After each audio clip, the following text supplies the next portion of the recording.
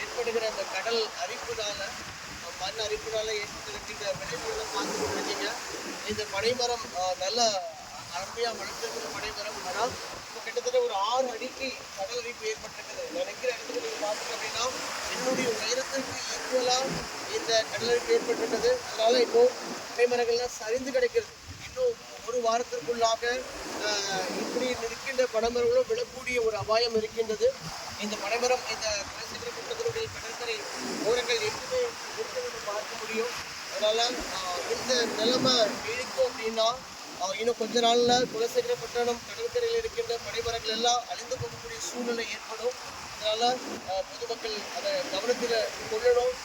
எதனால இது ஆகுது அப்படிங்கிறத நம்ம கருத்தில் கொண்டு நம்மால் முடிந்த அளவுக்கு இயற்கைக்கு பாதுகாக்கின்ற வகையில் நம்ம நடந்து கொள்ளணும் அப்படிங்கிறது நமக்கு உணர்த்துது.